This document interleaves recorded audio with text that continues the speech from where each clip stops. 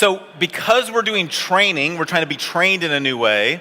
One of the things about educational theory is the more concrete that you make the learning, the better it's going to be. So what I want you in your head is I actually want you, as we go through the next section, thinking specifically about your church, your context, and your challenges, not general challenges about the church in America itself, but your own context, which is why this becomes really important. So if you think about one challenge that you can't get traction on, one recurring challenge that keeps coming back no matter how hard you've tried, what I want you to do is think about it in this way. Ed Friedman, who is one of my favorite authors, he was a Jewish rabbi who was also a marriage and family therapist, who was also an organizational consultant in Washington, D.C. So that man knows dysfunction, doesn't he?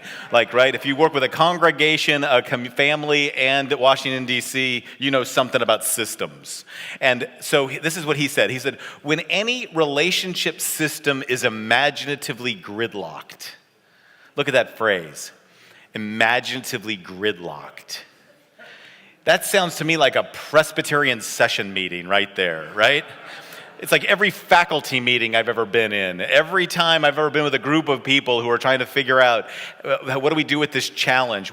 Any system's imaginatively gridlocked, it cannot get free simply through more thinking about the problem. Conceptually stuck systems cannot be unstuck simply by trying harder. Can you just take a deep breath and let yourself just let go whatever expectation you had that if you tried harder, you would solve that problem? Some of you were brought here to solve that problem. Some of you were hired because they said, here's our problem, fix that. And you're dealing with an imaginatively gridlocked system. He says, for a fundamental reorientation to occur, that spirit of adventure. Listen to that phrase and how different it feels than imaginatively gridlocked. That spirit of adventure, which optimizes serendipity, which enables new perceptions beyond the control of our thinking processes, must happen first. That spirit of adventure. This is what I think. What is a spirit of adventure? We know we have a spirit of adventure when it requires learning and it results in loss. Adventures require learning, and adventures are scary because there's going to be loss. And the difference today in leading in uncharted territory is that these two elements are always present. To lead people into uncharted territory is going to require learning, and it's going to result in loss. And one of the things that helps us understand this is Ronald Heifetz's work on leadership. And some of you I know are very familiar with this, but let me review this for you because it's a way of getting your brain unstuck and breaking through the imaginative gridlock. So think about it this way. What Heifetz and Linsky and their team say is this. There are two different kinds of problems. You can break the world in some ways into two problems. Technical problems and adaptive challenges. Now, technical problems doesn't necessarily just mean like technological. It's not like how the experts in the back can help me get this all up here on the screen and I wouldn't know what I was doing without them, right? But it's an example for that. What a technical problem is a technical problem is a problem an expert can solve. Technical problems are not trivial problems. They're not easy problems, right? Heart bypass surgery, technical problem, right? When I fly home, I want my pilot to be a good technical expert, right? The guys in the back make it really helpful for us because they know how this stuff runs. I can look at them, they'll fix it. You are, in many places, the technical expert for your congregation in really important things. You're probably, for your congregation, the person who's the most equipped to interpret the scripture. You're probably the person who's the most equipped to bring the tradition of the church to the relevance of today. You are probably next to maybe EMTs or doctors, and in some cases better than that. You're the very best person to be there when there's a crisis. Someone's dying, and certainly when someone's grieving. You have expertise that the community looks to or needs or people look to. I mean, when I was 26 years old, I was a chaplain in a hospital and had 3 people die on the same day.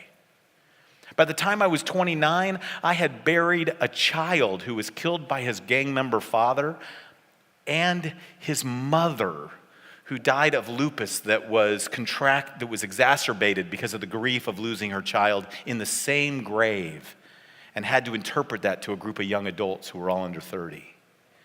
By the time I was 35, I had held the body of one of my elders who died in my arms, slipping out of bed. I had to put his body back into bed, cover him up with a sheet, and go wake up his children and tell them that their daddy had died.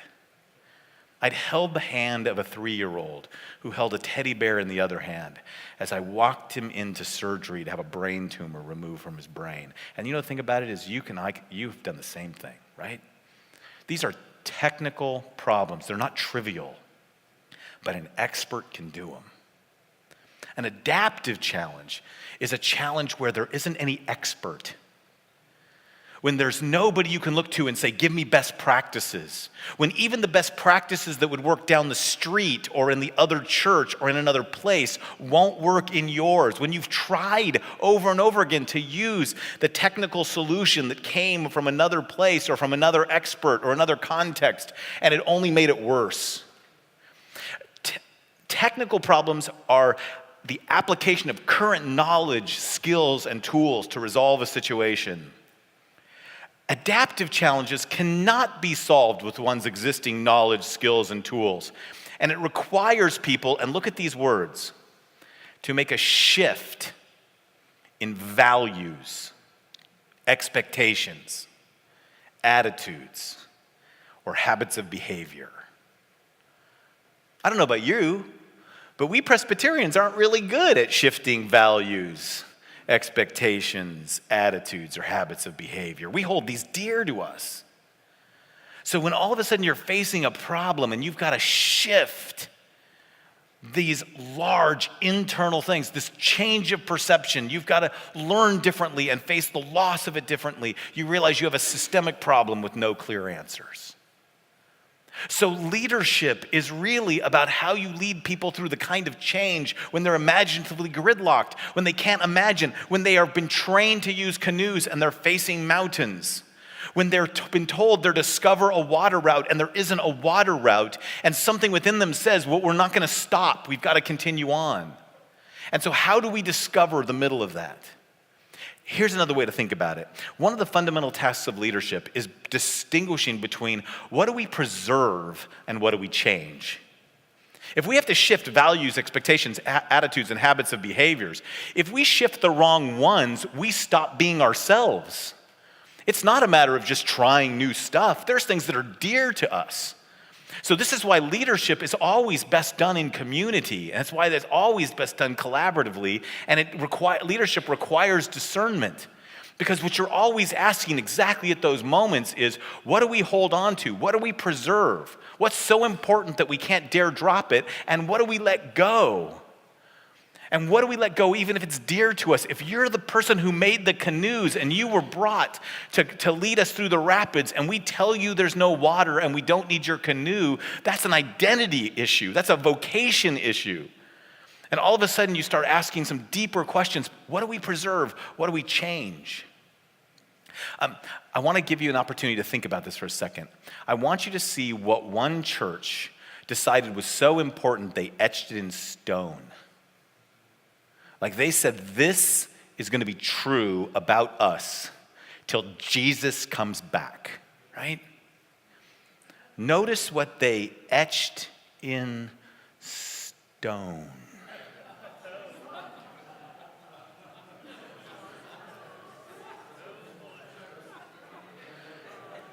Now, here's what you need to know about this church. It's a Presbyterian church, obviously.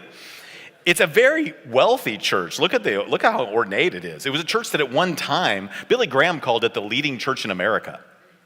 It's a church that had so much money in its industrial city that it was able to build this giant, beautiful Gothic cathedral. If you go there today, it has the most beautiful Tiffany stained glass windows I've ever seen in any kind of church. It's stunning. It is gorgeous.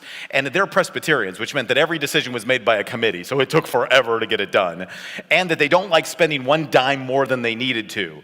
So when they were deciding, what are we going to pay someone to etch in stone to put over the door that is going to welcome people and is going to be there for as long as this building is here, what they knew that what they paid for was the First Presbyterian Church. No need to put what town we're in. We are the First Presbyterian Church. It's like the Ohio State University or something, right? Right? Like we are the Presbyterian Church, right? And we don't have to waste a dime on telling people where we are. They know where they are. And what we know for sure until Jesus comes back is there will be a morning service at 10:45 and there will be an evening service at 7:45. And we don't have to say Sunday, do we? Because what will never change is, of course, everybody's going to come to church at 10:45 on Sunday morning and at 7:45 on every Sunday evening. And that's going to go on forever. We can etch that in stone.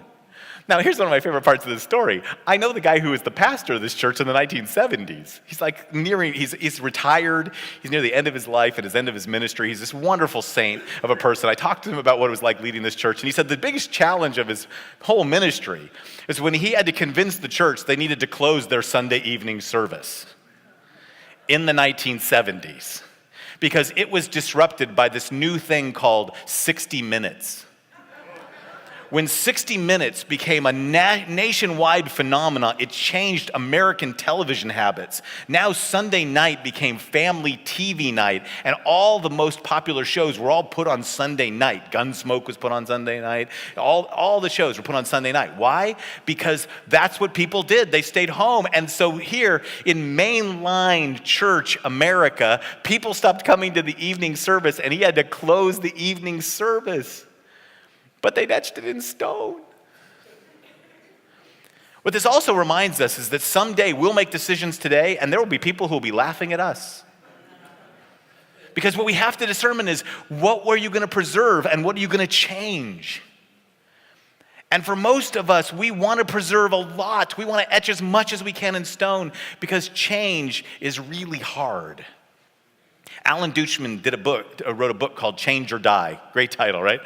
He wrote this change. He basically did a study of people who were told by their doctors they need to change or die.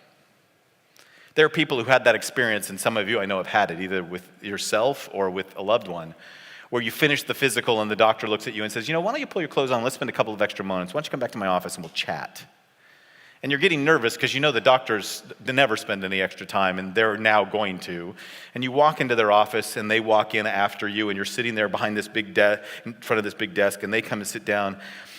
And without barely looking at you, because this is just the worst part of their job, they open up the file, and with all of the authority and expertise they can manage, they turn the file around, they look at you, they show you the file, and they go, look, here's what I need to tell you.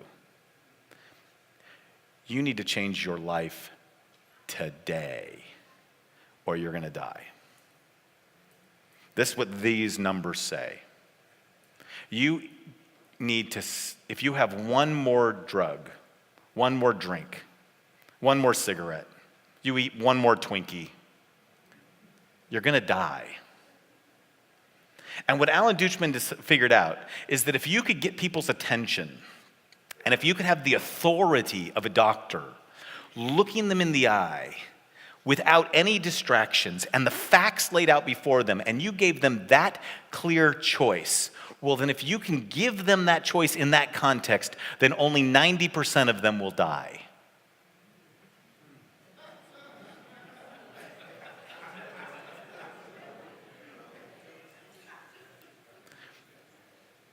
We prefer death to change. And if that's true about your body, think about what that's true for your church. Change is this hard. So if you're sitting here today thinking that you're a failure because you weren't able, that thing is stuck, and that you were brought here to change it, what I want you to realize is the kind of work you've been called into doing. What Alan Deutschman did was a very interesting thing. He decided instead of studying all the reasons why people won't change, he did a thing that was called a positive deviance study. He looked at the 10% who did change. And he went and studied those 10%, and he found out. He said, what is the 10%, the thing that made the 10% change? And here's what he found out. Remember how I told you how leadership is disappointing people at a rate they can absorb? I just want you to know that the next 5 minutes are incredibly depressing. Because you're about to discover that all the things that you and I were trained to do don't work at all. So just as my warning to you, here's what doesn't produce change. I call these are a few of my favorite things. Fear, facts, and force. They don't bring change. Not lasting change, not real change. You can't scare the hell out of people, literally. Right? Some of us have tried. Some of us had people try it on us. And what happens over time is you see that the church doesn't grow because of it. There might be momentary blips. There might be something that's worked. But I'm sitting in a seminary filled with people who are all trying to recover from post-traumatic church disorder. Because they've been in churches that tried to use fear to help them be disciples, and now they are struggling and they are resisting. We saw this in our church. I served in a church that was 2 miles from Camp Pendleton Marine Base. And it was 2 miles from San Onofre Nuclear Generating Station. And I served there during 9/11. So by the time the second tower, a plane had hit the second tower and it had come down, we had already been told, you need to know that the Marine Corps base is activating because the San Onofre Nuclear Generating Station is on a list of possible next targets that the CIA has. So you have to prepare your community for the fact that they might hit a nuclear reactor. This is a town where every single year we had a siren go off and we had to practice what we would do if there was a leak, let alone an explosion, and that we had to literally prepare for the worst possible thing. I had to do a staff meeting where we had to decide if they blew up the nuclear generating station and everybody fled, and the whole town knows what to do when that happens. Kids are bussed out of town, people are told where to go, everybody leaves. Who would go find our flock and give them pastoral care? And who would stay and take care of the people, probably the infirmed and the old, who wouldn't be able to get out and die with them? That's a really bad staff meeting, right? That night, this is before there was any social media, right? 2001. That night, using this old-fashioned technology called a telephone, the word got out and we were packed for a prayer service. You probably were too, right? The churches were packed. Everybody was packed. And I remember we had no time to plan a service. Literally, I looked at my worship leader and I said, what are you going to do? He goes, we're going to sing Great Is Thy Faithfulness and we're going to hug each other. And that's what we did. We're Presbyterians. The singing is good. The hugging, that's not our thing. But tonight, it was our thing, right? So we just got together in groups, we hugged, we prayed, and when we were finished, we passed around a microphone and said, what do you think God wants to say to us today? And one person after another said, my gosh, what I pray for is that maybe now, look at this place is packed, maybe now we'll turn back to God, maybe now we'll give ourselves to God, maybe now God will do it. And for the next 3 months, the churches were packed across America. But on December 11, 2002, 1 year later, George Barna put out a report that said that church attendance in the United States of America was at an all-time low. And it's been going down ever since. Fear does not change people. Facts don't change people, right? The doctor lays that in front of you. What you think is, those facts don't apply to me. You know? I mean, all of us have had facts been told to us. I'm a Presbyterian. We get the facts every single year. We're good at collecting data. And we have this. Here's a fact. We have been in decline for over 50 consecutive years. Now, when that report comes out, we say stuff like, we didn't lose quite as many people as last year. Right? You can give all the facts to people, and facts won't change them. And force doesn't change people either. You think it might, maybe momentarily. If you get power, we can change stuff. This is always the most depressing thing for all of the younger pastors in the room. All the people who are secretly going, when the last baby boomer dies and we're in charge, then things are going to be different around here, right? Put our generation in charge, right? Let us be in charge. The associate pastor thinks, just let me be the senior pastor. Give me the pulpit. That'll change it. And what we know is the same thing the baby boomers said to the generation before them that goes all the way back to Aristotle, that it doesn't change. You can have power and you can have the ability, and force won't change people. I told you this is really depressing, right? Well, now things get better. Here's what does bring change.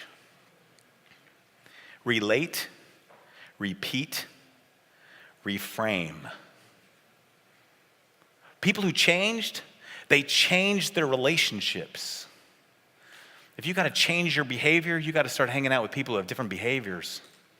If you need to change the way in which you experience life, you've got to be with people who experience life differently. If you get new communities of people, then communities and relationships change people. Repeat practices. When you start acting differently, little bit by little bit by little bit, you start changing. When you wake up in the morning and instead of frying an egg, you put on a pair of tennis shoes and you walk around the block, that practice begins to change you. When you instead of fretting or getting anxious, you pause to pray. That practice changes you. Instead of unconsciously eating or reaching for a cigarette, you instead pick up a phone and call a friend. That practice will change you. So new relationships and new practices lead then to a new way of thinking. Relate and repeat leads to the reframe, the shifting of perceptions, values, attitudes, expectations, habits of behavior. It gives you the new perception. It breaks through the imaginative gridlock, but you don't start by trying harder, and you don't start by trying to change your thinking. You start by new communities and new practices. You gather a group of people together and say, we're going to be a core of discovery, and we're going to learn what it is to go into the future, and we're going to learn what it means to go over this pass into the Rocky Mountains. We're going to practice what it's like to drop what we don't need, and we're going to learn as we go. And it has to be radical. And by radical, what I mean is you actually have to start and do it. You got to get to the heart of the issue. You got to get to the root. It doesn't mean reckless. We're going to just throw everything out. It doesn't mean ruthless. We're going to fire the whole staff and start over. We're not going to do the thing that is everybody's favorite technical solution for an adaptive problem, which is fire the pastor and get a younger model, right? It's like that makes you any happier than getting rid of your current spouse and getting a younger model, right? I mean, I can't tell you how many churches around the country have thought the key to the future is basically we're going to take Presbyterian off of our name and we're going to get a new pastor with a tattoo and skinny jeans, right? And then we're going to be able to say, now we'll be cool. We'll call ourselves the Flood, and then we'll be ready to go. Right? And yet it doesn't reach to the underlying difference. So what do? Relate, repeat, reframe, radical. So the first principle that I want to give you this morning is this one. People don't resist change, they resist loss. People don't resist change, they resist loss. What people are resisting when you're trying to take them into the future, when you're trying to plant a new church, you're trying to bring renewal of a church where people know they're dying. I worked with a church in Texas where we had a whole assessment we gave them. We put the information in front of them, literally, like I was the doctor, the consultant from out of town, Dr. Bolsinger, who lays before them the information and says to them, here's the reality. I can give you the day we can turn the lights off in your church. And I literally had the pastor say, when I left and I called the pastor and said, how did they handle the news? And he said, what they all decided is we absolutely should change right after the last person here dies. You should change. Don't ask me to change, right? Why? Because this is my church. I don't want to lose it. This is loss. I'm the canoeer. I'm the guy who built the canoes. This is my identity. You hired me to do this. This is why you brought me. I'm good at rapids. Wait till you see me on the downhill. That's when it's going to be awesome. Nope. Drop the canoes. Loss. I also want you to know that as pastors, this is actually good news for us. Because you know what you're really great at? Helping people deal with loss. We have a resurrection faith. We bury people. We help them have hope in the midst of it. You've had to walk with, right now, I am, even at a distance, walking with a young mom whose 42-year-old husband is in hospice at the very end of his life. And over Facebook, I'm still connected to their family, watching a community of people who we nurtured for years together care for this family who has moved clear across the country. They're no longer even in our old town. But we know how to help people deal with loss. The problem is what we're not good at is helping people deal with loss when they're mad at us for bringing the change. So what we have to learn is how to help an organization or a community deal with loss, that we're the one who had to be the bearer of bad news, and we're the one who had to institute the change. We're the one that's disappointing them, and we've got to do it in a way that they can absorb. People don't resist change, they resist loss. Number 2, for change to last, it must be a healthy adaptation of the DNA of the group. Adaptive leadership is about adapting what is so core that you will preserve it no matter what, and letting that adapt to the new environment. Adaptive leadership is built on the notion that for healthy organisms to thrive in a changing environment, they have to adapt. They don't have to become something different than they are, but they have to never lose the core DNA of who they are. And so one of the things that you have to get really clear on is, what in our church are we going to preserve? What are we never going to lose? What if we lose this, we lose our souls? What's the thing that's so important that we're willing to drop everything to do because this is who we are?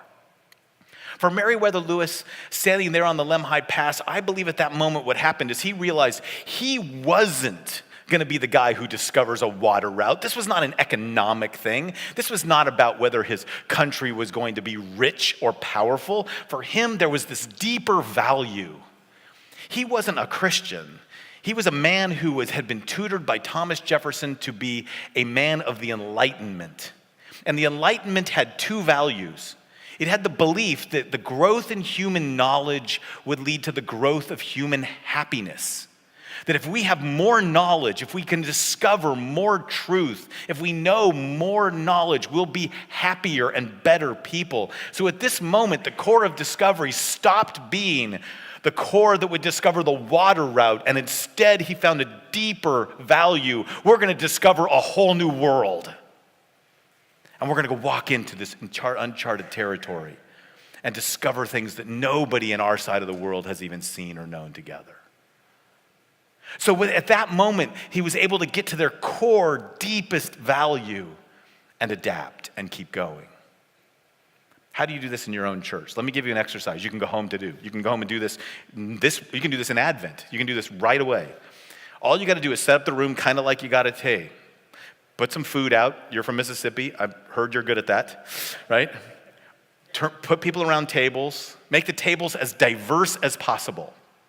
People who are new to the church, people who are old, who've been around forever, people who are younger, people who are older, family members, single people, as diverse as you can make it. Put them around the table. So what you have in common is we're all part of this family, and then do what families do when we gather around a table, tell stories.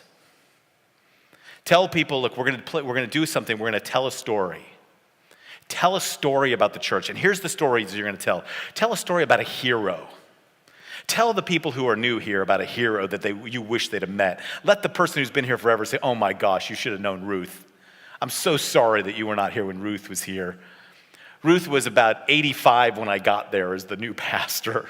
And she used to walk up to me every single week, and she would say to me, I pray for you every day, boy.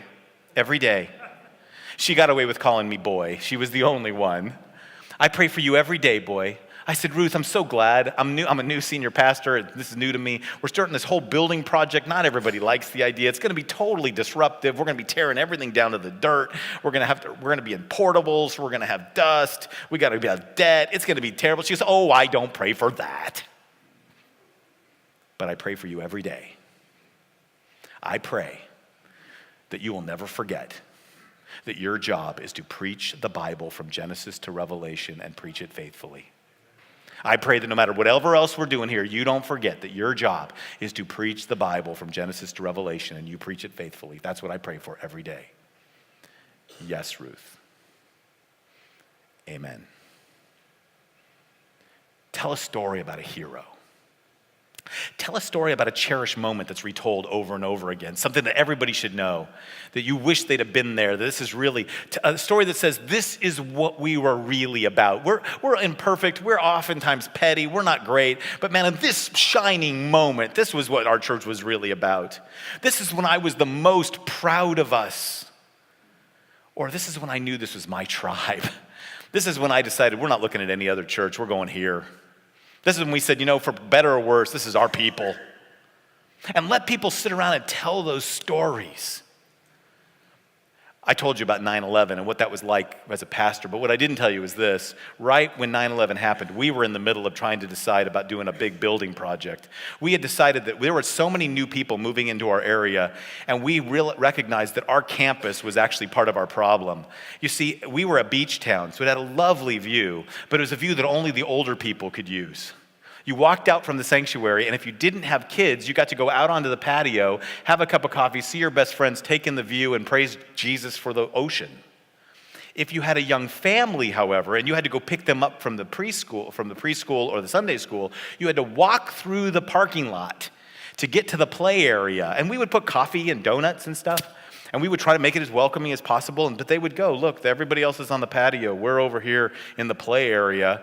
And we would even say to them, look, how about this? Get your kids and bring them back. We'll put extra donuts for you on the patio. Ask a young mom if she's going to take a 3-year-old through a parking lot, right?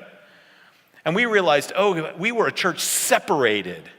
And right in the middle, between our patio and the play area, was our original church sanctuary. It was our chapel. It was the place where most of the older people in our church had been married in, or had buried their loved ones. Some of them had been baptized in or baptized their children. There were people in our church, there was one woman, Pauline Waterman, who literally had pounded the nails into it when they built it. It was our most beloved space. And 2 weeks after 9/11, I had to go to the congregation and say, look, for us to be able to be the church that think God wants us to be, we have to tear down our chapel. We've got to tear our entire congregation, our entire plant down to the dirt. We need to renovate and rebuild the entire campus, and I need you to pay for it.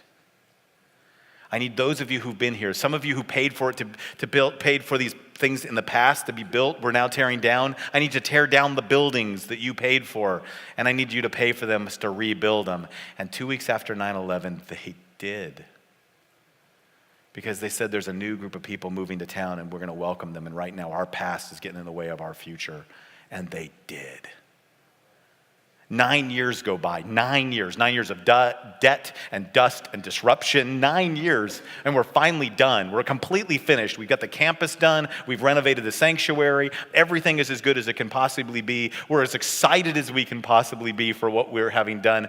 And I get a call in the middle of the night to come, that I finally pick up in the morning. Early in the morning, about like 7 a.m., I pick up this call that I got to come to the church because a man had broken into our sanctuary, had destroyed our communion table, destroyed our baptismal font. He had gone and taken the TVs that we used in the cry room and in the narthex off the wall and smashed them. He'd broken a bunch of our chairs. He had looked like he tried to break our stained glass window, but he couldn't do it, and they found him naked, passed out on the chancel. I found him when he was in a squad car. They'd thrown some clothes over him, and they tried to figure it out what was on. He was a Marine who had just gotten back from Afghanistan. He said for after what he'd seen there, he decided that he wanted to go someplace where he could curse God and die. And he decided to take it out on our church. This church that we had labored for 9 years, this sanctuary that we loved, this place that had been beautiful, this place where people had sacrificed and torn down their most beloved building so we could have this. And here I was face to face with a guy who was trying himself to tear it down. We asked a Marine family to come alongside him and to care for him. We reached out to his family. We found out that he'd had some history with some mental illness, that he'd struggled over the past, and that we decided to make it as quiet as possible, but we would befriend him and care for him. He decided to make restitution, and 4 months later, he took communion in the very spot that he had cursed God. That was the church I got to pastor for 17 years. When we left in 2014, they put me and my now young adult children and my wife up on the chancel, and they did some nice things, and they let us all have the microphone. And both of my young adult kids said we're Christians because we found Jesus in this church. My young adults who today walk with Jesus because they'd found Jesus in that church. This is why I love those people. You see, those are the stories. That's why I could welcome people to church. This is a church that was willing to tear down its building to welcome new people, and was willing to forgive someone who would break down the building so that they could find the love of Jesus, and who made sure that the pastor's kids knew Jesus. That's who they were. all during the time of the construction, all during the time when we were there, we had this picture up in the church. We had this picture blown up to about that size. All the time we were doing the building project, this picture was blown up. When you looked out at all the dust, you had to look past this picture. Look at the picture. If you notice some things about the picture, this picture is interesting. This caption says, First Sunday School held on beach at San Clemente. This picture actually was in the city hall for a number of years in San Clemente, but somebody covered up the caption, and the caption read, this is no kidding, early marine biology class. Like someone liked the picture, but they couldn't let the caption be there. So when they were remodeling City Hall, they took the picture down and they peeled it off and found out that it was actually a Sunday school class, and they turned it over and found out it was from our church, and they sent it to us. And we put this picture up during the building campaign. This was the picture that inspired our building campaign. What do you notice about this picture? There ain't no building, for one thing. Because one of the things we wanted to say is we're not doing a building because we want buildings. We're doing a building because we want this. Notice, what else do you notice about it? There's a woman teaching. It's actually a really significant thing. So we're Presbyterians. We believe in women ordination for like 40 years. But when I got there in 1997, guess how many women pastors they'd had? 0. Since then, they've had 4. Why? Because they realized our roots, we had women teaching the scriptures. And she was a formidable woman. We got to know her really well as we started digging into her past. Her granddaughter came back to the church as the little blonde-haired girl looking down who's not meeting grandma's eyes. And told us all about her, that she was actually one of the most beloved Bible teachers in the church.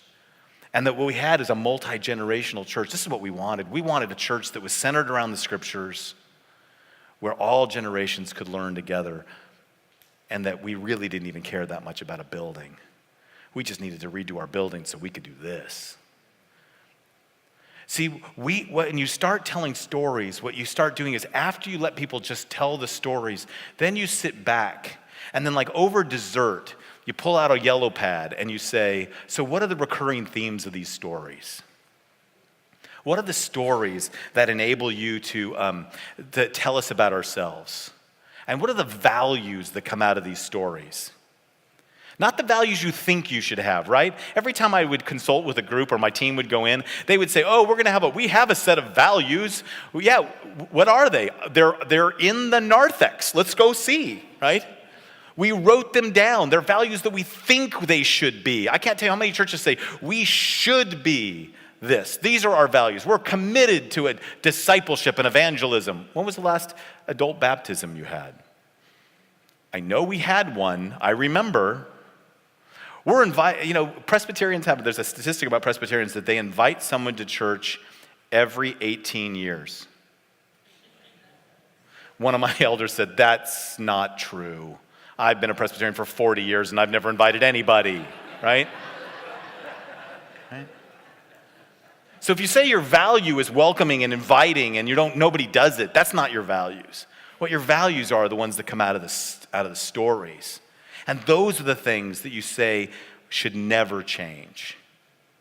And what we learn basically is this: once you've determined what will never change, you must then be prepared to change everything else.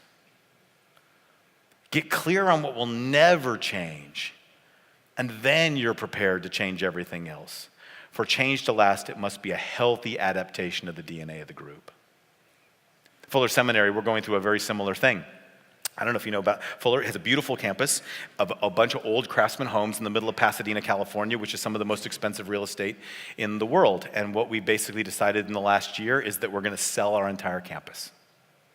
And we're going to move 29 miles east into a mostly Latino community, and we're going to rebuild a smaller, more modern campus that will help us in a changing world. Why? Because just like the rest of theological education, there are a decreasing number of people coming to our campus. There are less people, 10,000 less people are in seminary today than there was 15 years ago. And that as the main line shrinks, there are less people who need MDivs and MAs. And that more and more we're looking for people to be bivocational, or many people come to seminary, they're already involved in ministry, and they actually need to stay where they are to be trained. And so there are more and more students online. You were hearing today about some of the different ways people are trained. In Brazil, You don't, in the Presbyterian Church in Brazil, you don't even get to go to seminary until you have planted a church that planted a church. After you have planted a church that planted a church, then they might send you to seminary because you'll be an overseer, like a bishop or a superintendent. And so maybe then you'll go to seminary. In this rapidly changing world that is more global, we have alums in 400 countries. We have students that come from 80 countries and 80 different denominations. When we worship in multiple languages, it's not because we're trying to look forward to the glory of God when everybody will worship God. No, it's because this is the tongues of our people. Our students actually come from this day. And in this radically different day, we realized we got to get the money out of our dirt and into our students, which meant that the guy who built a campus is now part of the leadership team that is selling and getting rid of a campus. And how do you make those decisions? Fuller went back and looked at our core DNA. Our DNA as a school was that we had two founders, not one. We were founded by an East Coast academic and a West Coast radio evangelist, Harold John Ockengay and Charlie Fuller. And from the very beginning, Fuller has always been about deep scholarship and innovative ministry. And in the past, that was always done through putting more and more energy into our graduate programs and our degrees and equipping people who would go into the world in ministry. Today, we realize there's an increasing number of people who want theological education, spiritual formation, and leadership development, and a decreasing number of people who need formal degrees. And I'm a guy who's got degrees. But if we want to care for where the world is going, we've got to be willing to adapt too, and this is painful. We had a businessman look at us and say, look, Todd, I love Fuller. I'm deeply committed to Fuller. I want to support what you guys are doing, but here's the deal. I run a business. I have an MBA from one of the leading schools in the country. I have a Sunday school level education, theological education. If I need a theological education so that I can run my business the way I think God wants it to be run for the glory of God, I think Fuller's the place that could train me, but I am not going to write 40-page papers. I am not going to leave my business behind. I got people who depend on me. So what can Fuller do for me? I went to Hawaii. I was speaking with a guy who was one of my old classmates. They asked me to preach in his church. He said, I said yes for you to preach in the church so I could take you to dinner the night before and we could catch up. I went, that's so nice. He goes, here's why I'm taking you to dinner, to tell you this. I'm never sending anybody to Fuller ever again. Why? He said, Todd, in Hawaii, we think God is actually on the move. There are churches being planted left and right. There's an amazing movement happening on our island. But every single church being started is being started by some guy who runs a termite company. And he runs a Bible study in his business, and people look at him and say, this is the best thing we've ever been part of. This is the best small group I've ever been in. It's the best Bible study I've ever been in. It's like the best church I've ever been in. Let's be a church. Let's meet on Sunday. Let's welcome some people. Let's not make this about the business. Let's make it about our neighborhood. Matter of fact, and you're our pastor, and he'll kneel, and they'll lay their hands on him. And now he's Pastor Termite Guy. And he said, my friend looks at me and says, what am I supposed to tell him? God's not at work? That you can't really be a pastor until you get an MDiv from Fuller?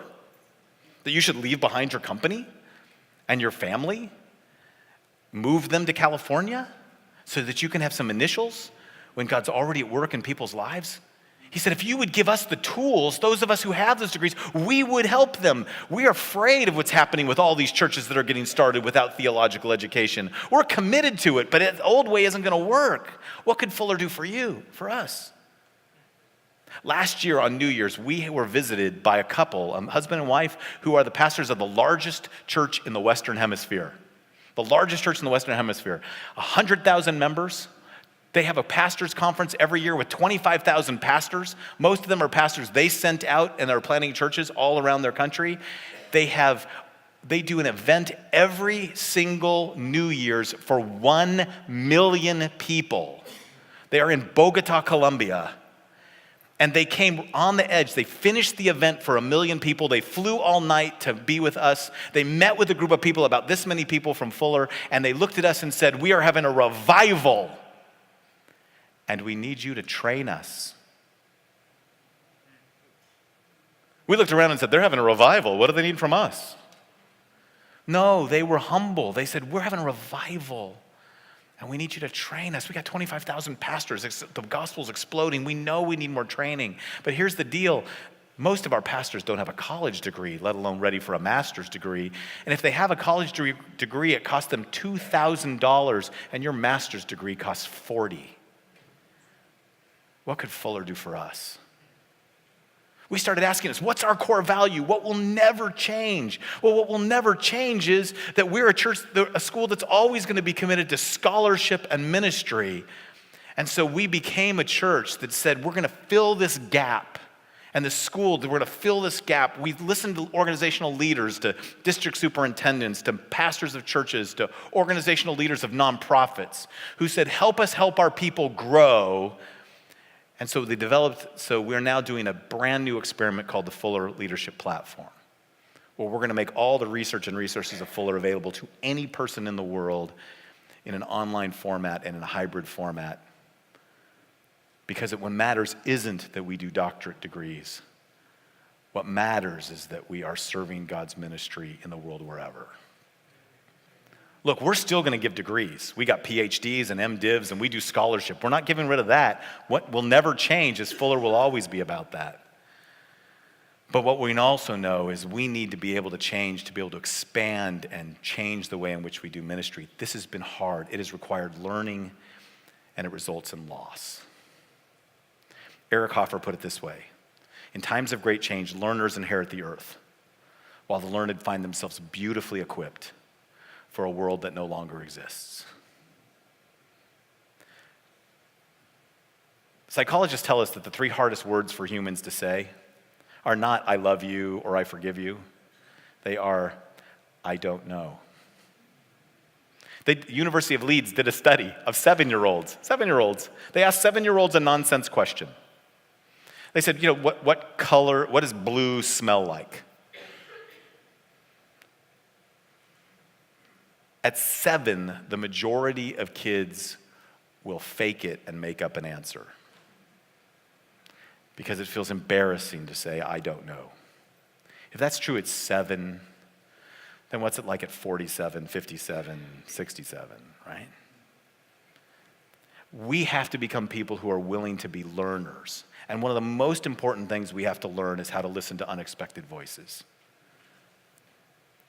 Our good doctor talked about it this morning.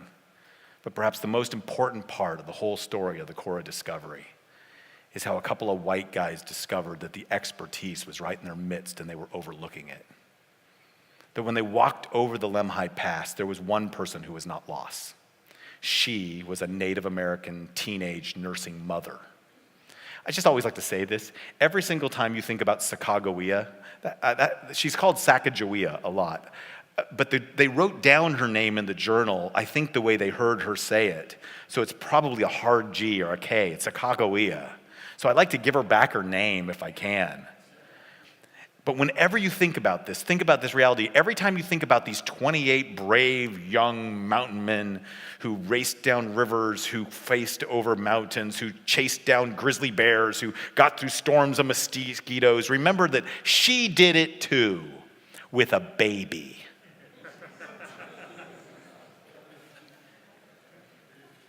And when they stepped over the Lemhi Pass, she was at home.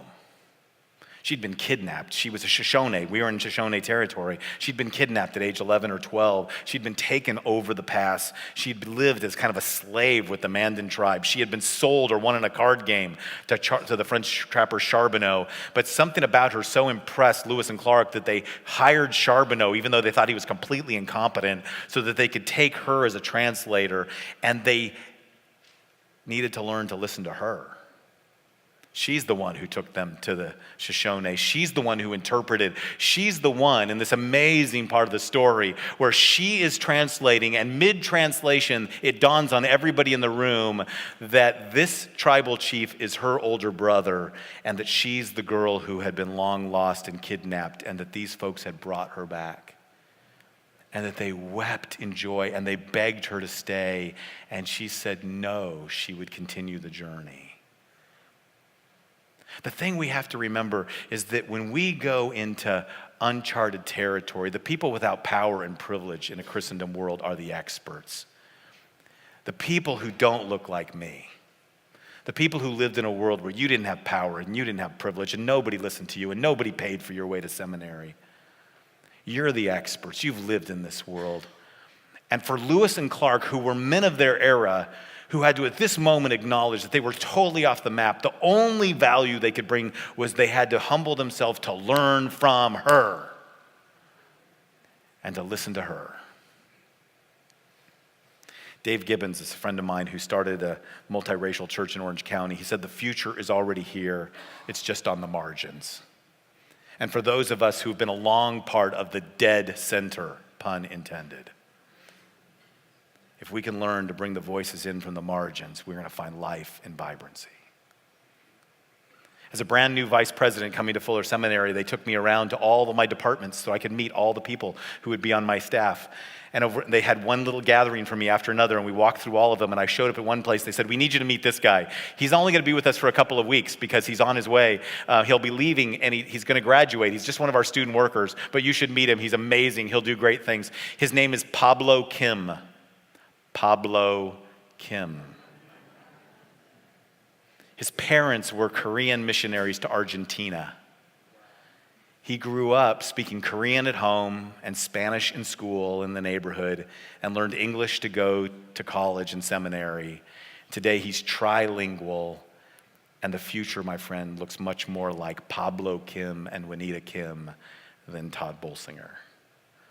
And some of the losses for those of us who look like me, who were shaped in Christendom, is going to have to recognize that as we move into a post-Christendom world, the experts are the people who've already been living there. Let me tell you one last story, and then I'll have you chat a bit more about this.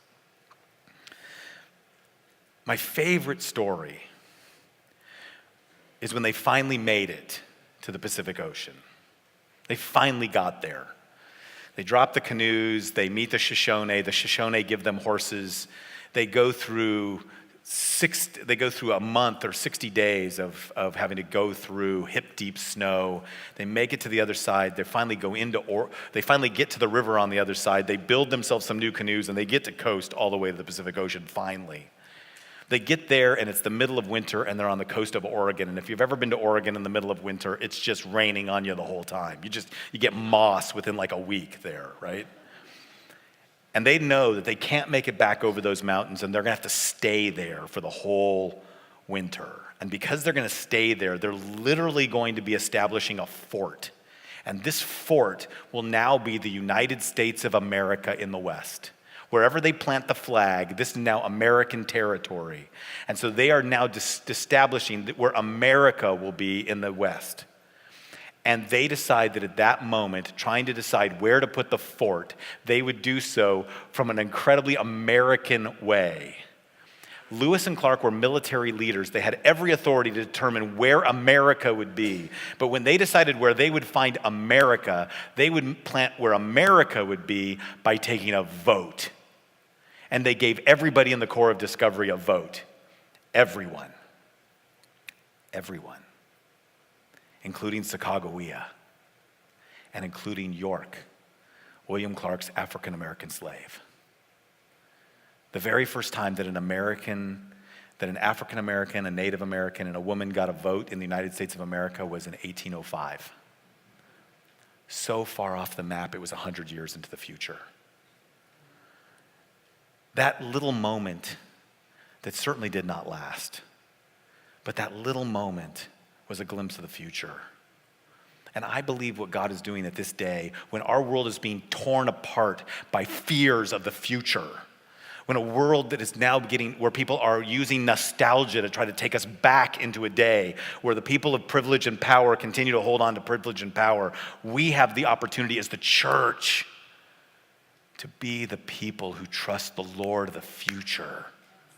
To be the people who see the Revelation vision where every tribe and nation will come together, where every people will come from every language and every tongue, and every knee will bow and every tongue confess that Jesus Christ is Lord, and that we will all sing together, Alleluia, Alleluia, Alleluia, Alleluia. Don't you wish we had a choir, right?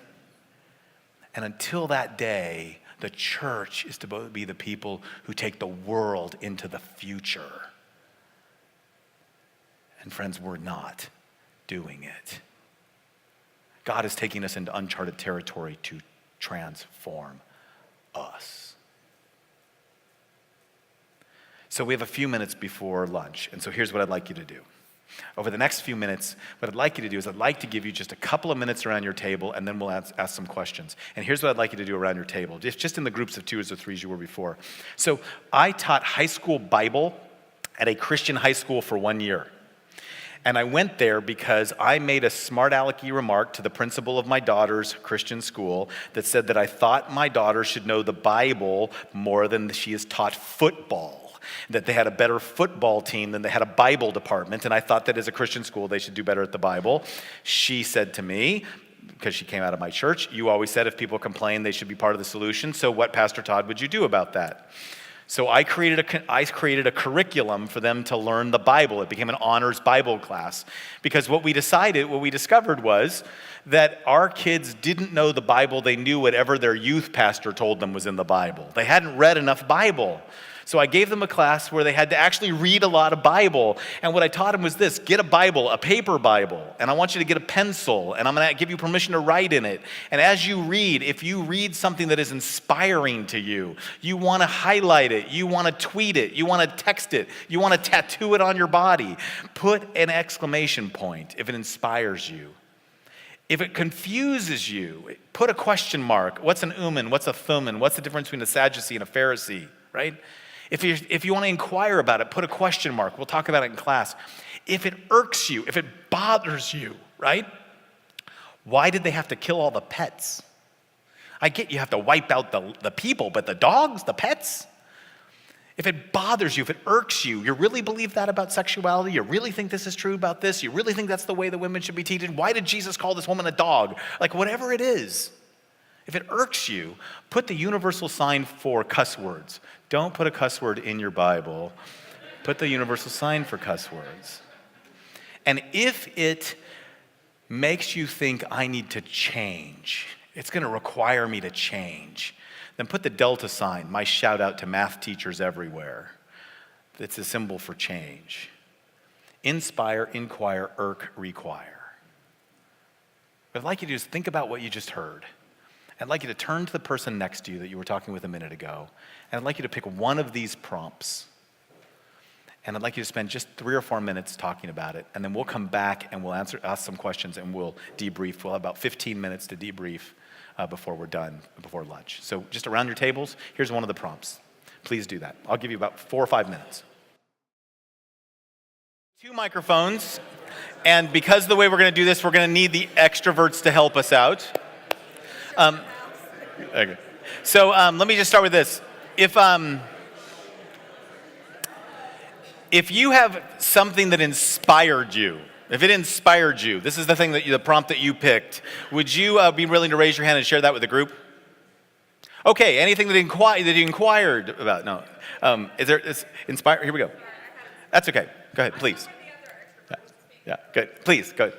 When you were talking about the stories, I began to visualize, January we start off a new year calendar, not the new church year, but and I began to visualize in the sanctuary getting all the people to move out of those pews into a circle, bring a chair down, and we tell stories. Yeah. And go from there and some other things, but that's enough. It's one of the most inspiring parts is to recognize that our future is based on our past. That it's not jettisoning our past. It's actually protecting what's most precious to us. And when people start to be able to tell those stories, there actually does be able to be some movement. So I'm glad that you mentioned that. Thank you. You had your hand up too? Go ahead. I did for Inspire.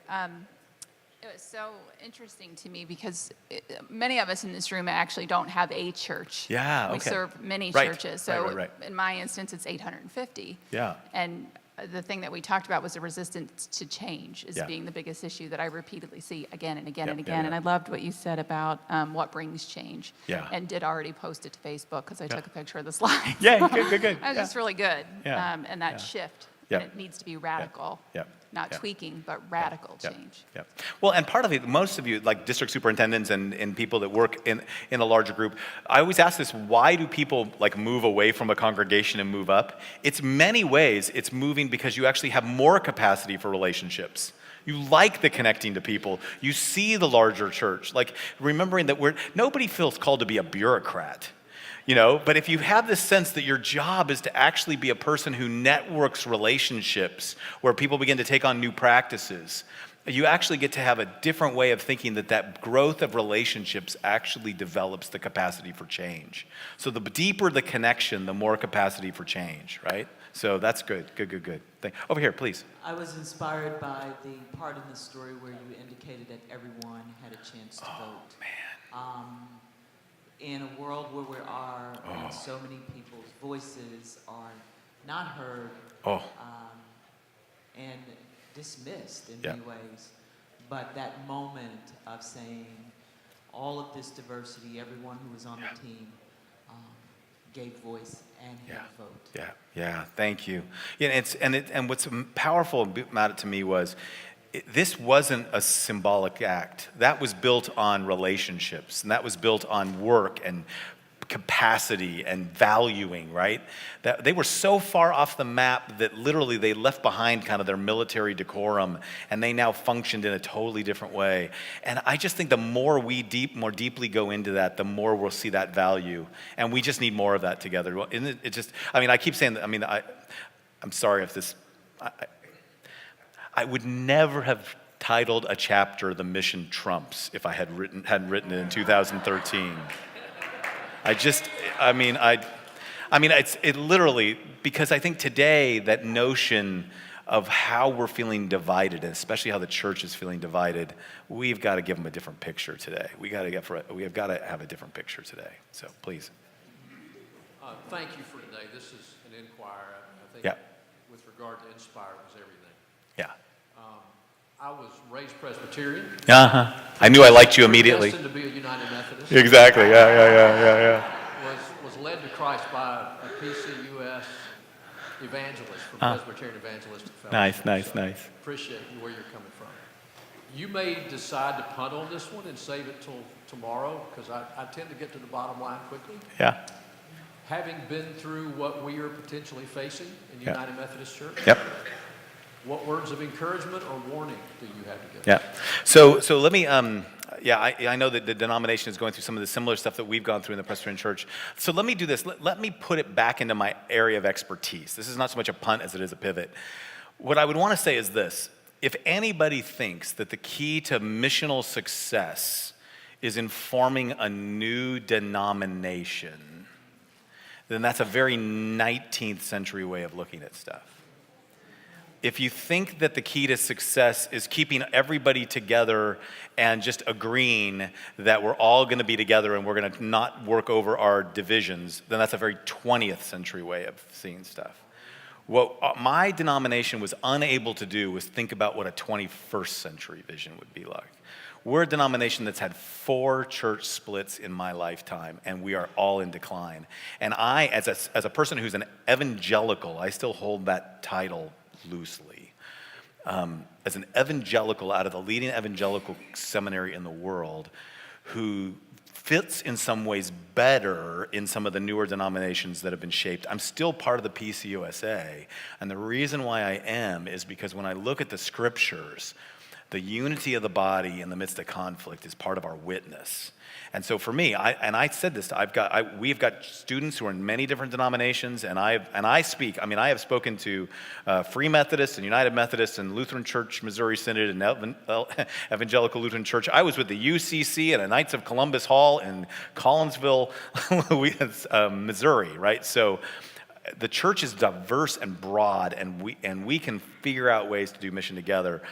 But I do know that every single split ends up hurting the church profoundly. And I know that people need to be able to live out their conscience, but they also need to, if you think that's the technical solution, I just want to challenge you to think again I think it's imaginative gridlock. It's all I can say. I just want us to think about what the church is supposed to be in this world. And so I don't have any advice to give you except that if you can find a way to think about how to do what our church couldn't do, I mean, I'm really close with the friends who's the most latest break off. I'm close with all the guys who started the new, and they were all guys, who started the new church. I'm close to all of them. And I've said to them, you guys have the fastest growing dying denomination in the country. Every church coming in here is mad, declining, hurt, tired, broke, and they're coming in and you're going to try to start a movement. Good luck. Good luck. So I just think I would say that denominations are the most imaginatively gridlocked of any place. And I had a chance to talk to and spend a couple of different phone calls with your Way Forward committee because I write in chapter 8 about the sabotage of my denomination, and I was part of that. But so I just want to encourage you to, man, for the love of Christ and the glory of Christ, I find a new way. And I think it's going to take loss and learning and relationships and practices and yeah, that's all I would say. Yeah. Over here, please. And you can go to IRCs. And let me also tell you, Inquires or IRCs, let me just tell you that I tell my doctoral students I'll give you extra credit for IRCs. They're my favorite part. That's actually, so go ahead. Yeah. Inquire, IRC, whatever. Go ahead. Hey, I'm Anna. Hi, I'm here Anna. in Mississippi. So I really enjoyed your book. Yeah. And, but I was like, I love what you're saying about listening to people on the margins. Yeah. And how you sort of like very gently just talked about how people want to go back, and I think you're referencing "Make America Great Again," Yeah, you know, yeah. as a political slogan. And in Mississippi, it's difficult because, and maybe that's probably anywhere in the U.S., but I mean, we have such a deep history of white supremacy, Yep. racism, all this really ugly crap. And I mean, you are super gentle in your book, you know, like you are just sort of alluding to white supremacy, patriarchy, you know, like that men have to be in charge and women suck, you know, all that stuff. And, you know, it's like the layman's, you know, I do it for casual worship service, so I just try to keep it real.